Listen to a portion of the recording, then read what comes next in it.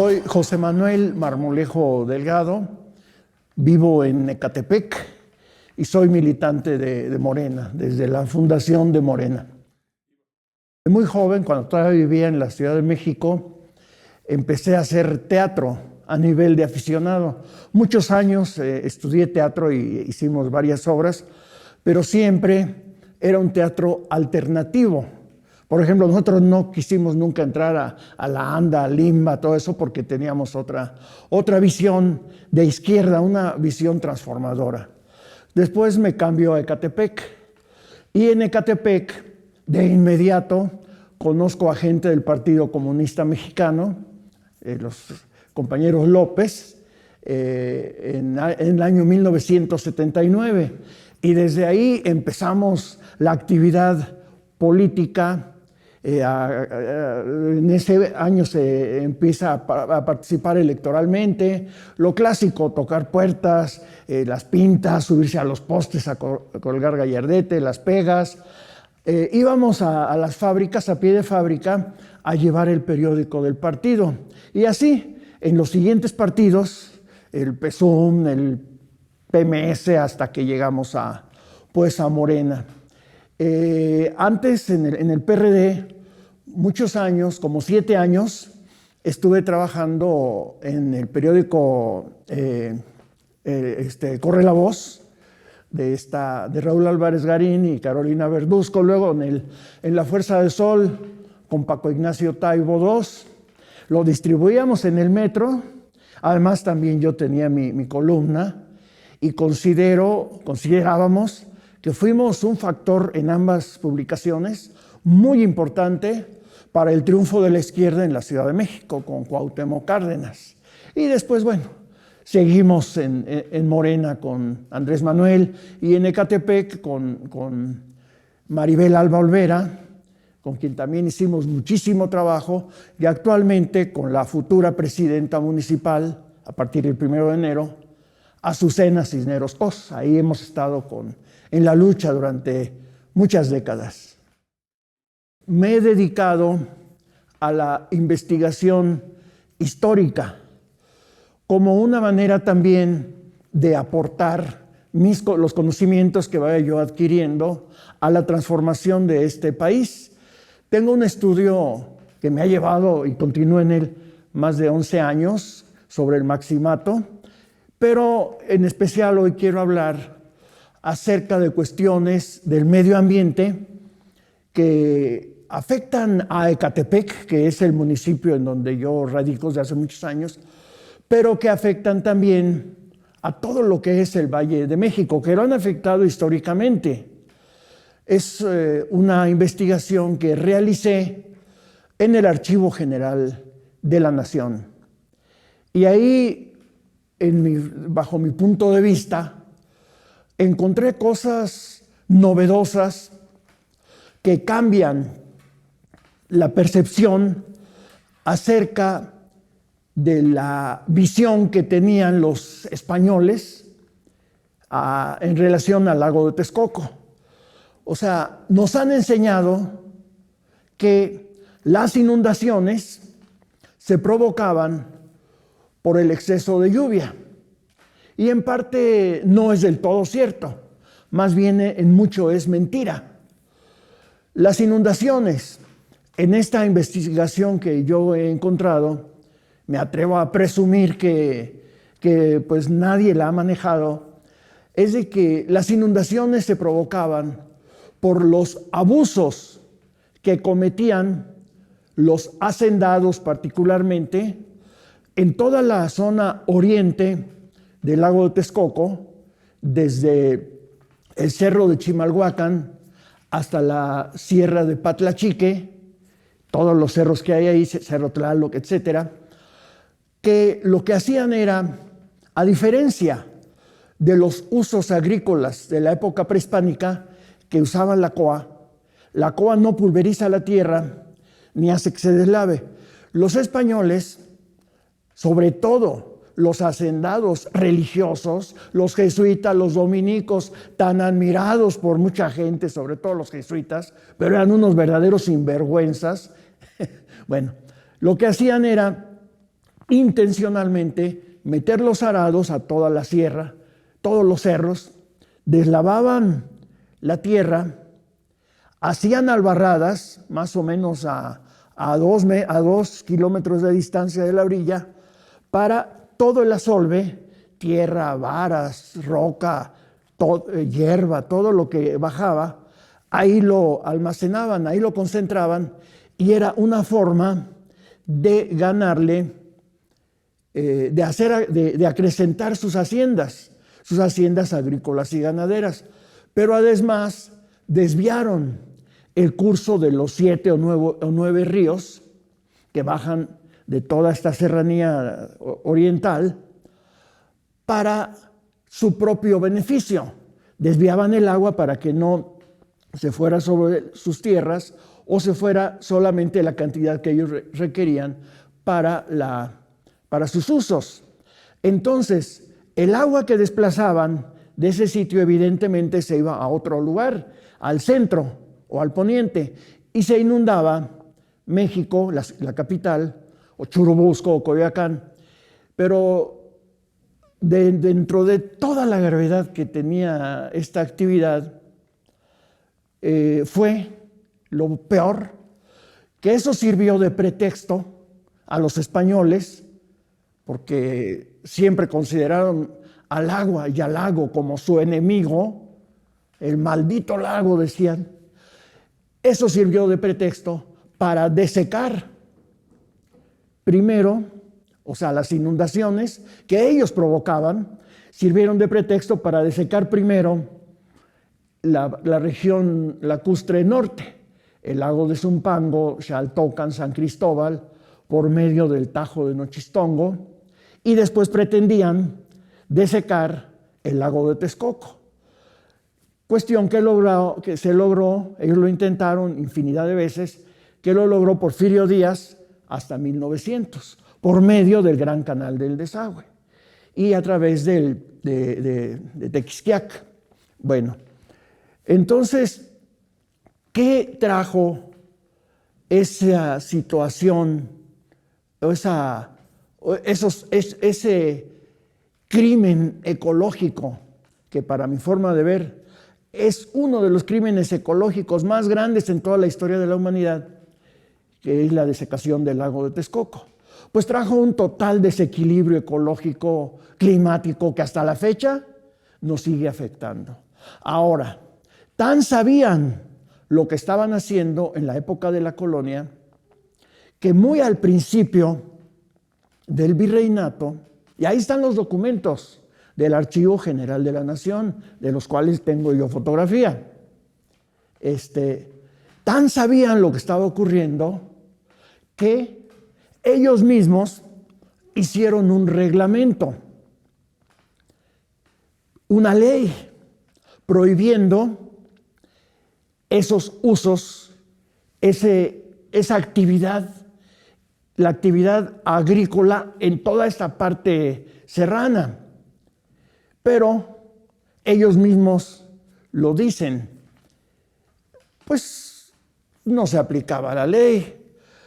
Los justicias, o sea, la policía, se hacía de la vista gorda y permitía, mediante una respectiva indemnización, un moche, una mordida, no sé si antes se decía así, en la época del virreinato, a la policía. Entonces, eso nos está mostrando también algo, que existía la corrupción, que ellos trajeron la corrupción. Para la civilización prehispánica, el lago era su vida. ¿Por qué se hicieron toda esta serie de poblaciones en nuestra región, la Cuenca de México? Por la existencia del lago, ¿sí? Los pueblos prehispánicos se fueron generando, se fueron creando a la orilla del lago, pero siempre tuvieron los pueblos prehispánicos una actitud de absoluto respeto al lago, porque además era su fuente de vida. Del lago sacaban pescado, aguautle, alga espirulina. Además, era su medio de transporte. Iban en canoas desde Catepec hasta Xochimilco, por ejemplo, ¿no? O desde Texcoco hasta Tacuba. Y evidentemente ellos encontraron una relación de equilibrio y de convivencia con el lago. Desde que llega Hernán Cortés, y ahí lo podemos leer en sus cartas de relación, cuando los primeritos días que va entrando, dice Hernán Cortés: hay que cegar estas calzadas, hay que hacer esta agua tierra para poder pasar. O sea, ya desde ahí se ve la actitud, pues, antilacustre de los hispanos. Ahora, podríamos decir, bueno, ¿y qué ganamos 500 o 300 años después de estar hablando de esto, no?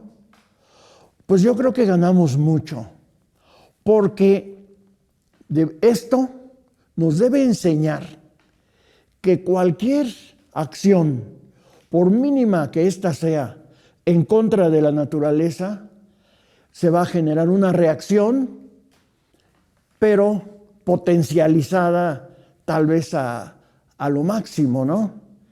Entonces, esa es la enseñanza que nos deja este estudio. Y en la época actual, con Morena, en el poder federal, en el poder estatal, en el Estado de México, por ejemplo, ¿no? En la Ciudad de México, pues así como Andrés Manuel López Obrador recuperó lo que quedaba del lago de Texcoco, hizo el parque ecológico, pues ese es el modelo, pues, a seguir o a mejorar. El agua no hay que sacarla en su totalidad. Cuando en 1770 y tantos, que se generó, que había las amenazas de inundación, el virrey en aquel entonces manda al maestro mayor de arquitectura, manda al ayuntamiento, a Texcoco, a ver cuál era el problema. Entonces ellos van y parten desde Casa de Morelos. O sea, salen de la Ciudad de México, pero se van a la Casa de Morelos en Ecatepec, porque Casa de Morelos era la casa del Real Desagüe. Desde la Casa del Real Desagüe se controlaba toda la cuestión del Real Desagüe, pero además toda la operación de la infraestructura hidráulica del lago de Texcoco, al menos en su parte central y norte. Entonces, estos enviados del virrey van a Casa de Morelos, bueno, a la Casa del Real Desagüe, que además fue el Palacio Virreinal, y de ahí parten por el Albarradón de Ecatepec, o Calzada de San Cristóbal, que fue construido en 1604, pero siempre fue camino.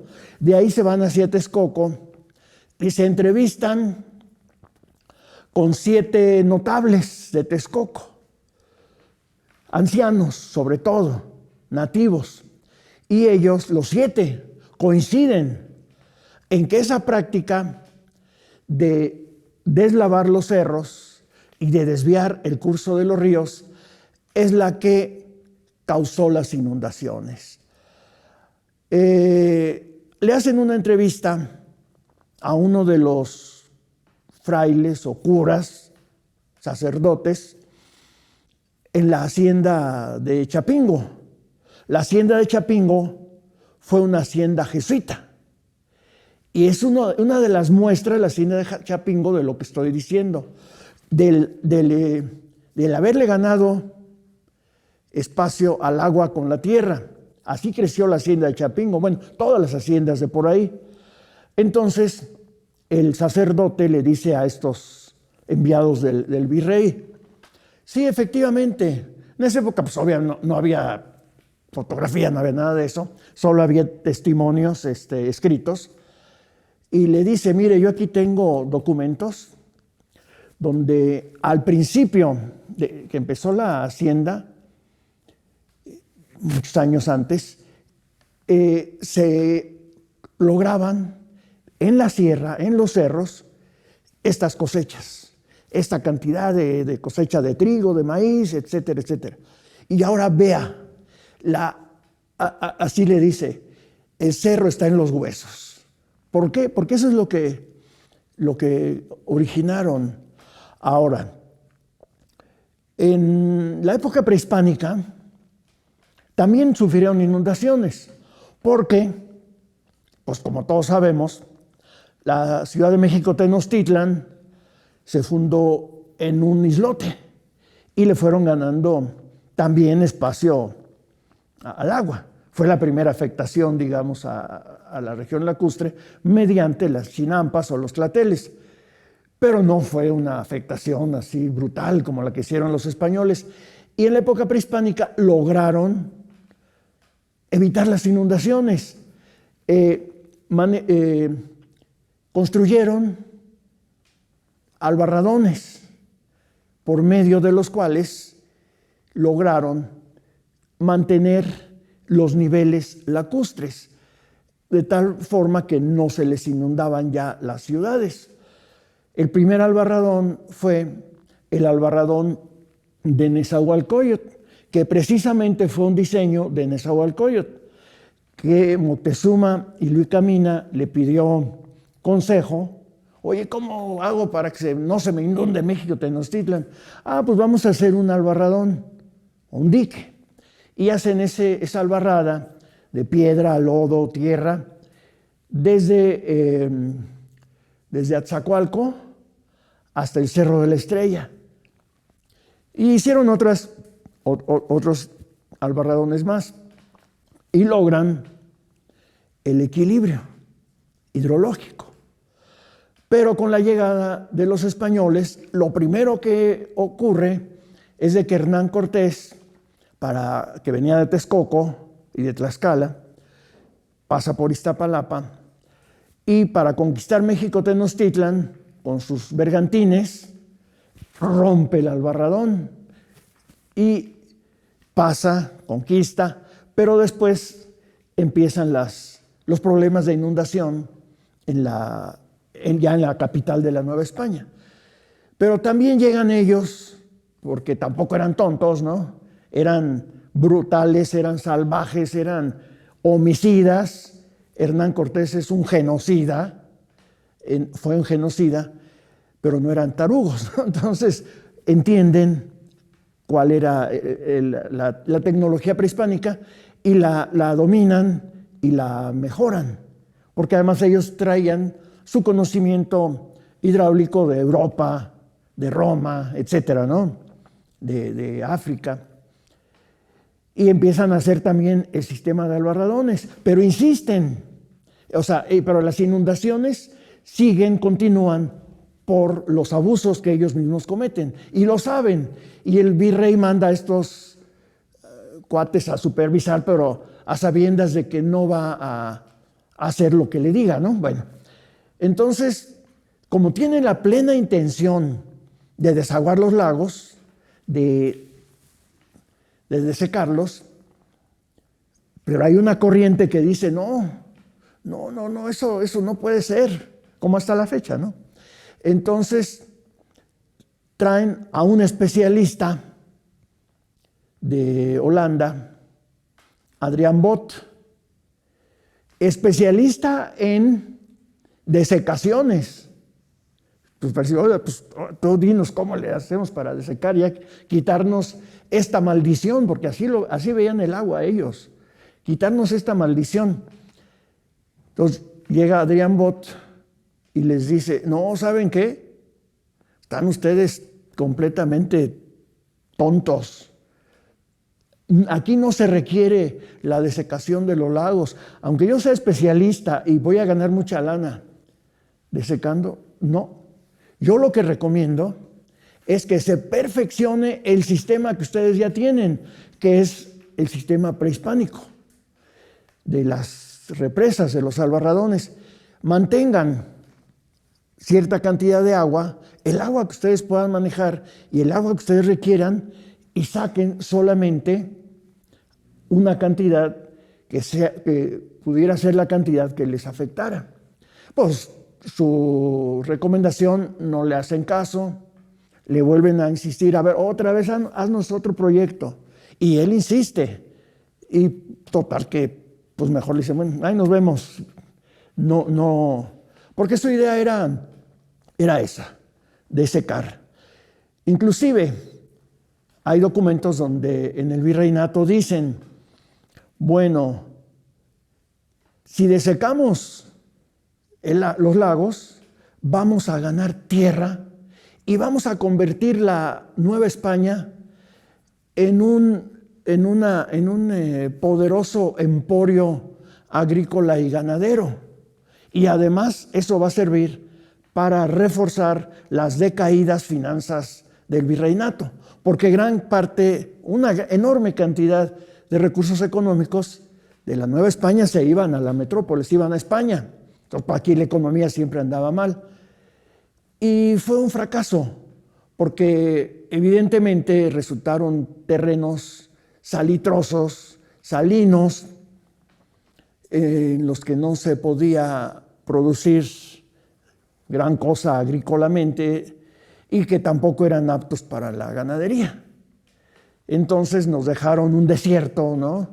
Convirtieron una tierra, es decir, convirtieron una región hidráulica en un desierto, que hasta la fecha pues estamos con graves problemas, porque incluso la existencia de los lagos tiene una función antisísmica, porque la existencia de un gran cuerpo de agua permea subterráneamente y la tierra está húmeda, pero si le quita uno el agua, se vuelve un polvorón y métele ahí un terremoto, pues el polvorón se va a desintegrar y el agua hace un efecto, amortigua un posible efecto catastrófico. Entonces, pues en mi opinión, parte de la lucha de Morena en la actualidad en nuestras regiones, que es por ejemplo el municipio de Ecatepec, tan dañado ecológicamente, a Ecatepec no le queda más que un pequeñito espacio de lo que fue la Sosa Texcoco, el Caracol, y la parte alta de la Sierra de Guadalupe y la parte alta del Cerro de Chiconautla. Pero, pues, los que abusan siguen urbanizando, siguen metiéndose de manera ilegal a la parte alta de la Sierra de Guadalupe, afectando todo el equilibrio ecológico. Por eso las grandes inundaciones también, porque como avanzan en su urbanización irracional, avanzan sobre las bajadas de agua, sobre las cañadas. Entonces, cuando llueve, pues el agua busca por dónde salir y se crean unos problemas, pero gravísimos, que a mí me ha tocado ver en Ecatepec. Pues tenemos que encontrar una solución a todos esos problemas. Y lo primero es el respeto a la naturaleza. Si en Ecatepec ya solo nos queda la parte alta de la Sierra de Guadalupe y del Cerro de Chiconautla, sin el peso de la mancha urbana y el Caracol, pues debemos de proteger lo poco que tenemos ahora, que además, si eso se preserva, va a traer un alto impacto positivo a todo el Valle de México. Entonces, esa es mi intención al haber... no sabía yo lo que me iba a encontrar con la investigación, ¿no? O sea, fue una investigación que me fue sugerida, me dieron como 50 y tantas referencias, y dijeron, pues vete al AGN a buscarle. Hice todo el trabajo, me llevé pues, muchos meses, no soy paleógrafo, tuve que hacer el trabajo de paleografía, y encontré eso. Y encontré muchas cosas más, desde luego, ¿no? pero pues yo creo que esa es mi principal aportación hacia la lucha de Morena, que no es solamente la política, no es solamente el ganar una sindicatura, el ser regidor o regidora, o ganar una presidencia municipal. O lamentablemente Ecatepec quedó ahorita en una situación muy dura, y apenas con Azucena Cisneros, 1 de enero, tomará posesión, apenas llegará la 4ª transformación a Ecatepec. Ecatepec tiene muchos retos. Las calles están destruidas, la iluminación, no hay agua, pero tenemos que tomar en consideración que no todo va a ser ir a bachear, sino también hay que proteger la ecología, no seguir cometiendo este tipo de atentados como los que se cometieron desde el virreinato hasta la fecha en contra, pues, de la naturaleza. Esa debe ser una tarea prioritaria para Morena a nivel municipal, estatal y federal, en el Estado de México y en la Ciudad de México, ¿no? En todo el país. Ese debe ser un paso muy importante que dé Morena si de veras somos la transformación. La transformación es cultura también y es cuidado a la naturaleza.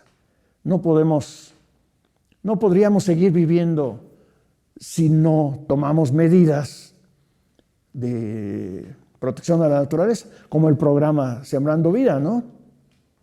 Si en ese programa, ¿qué sería actualmente, no?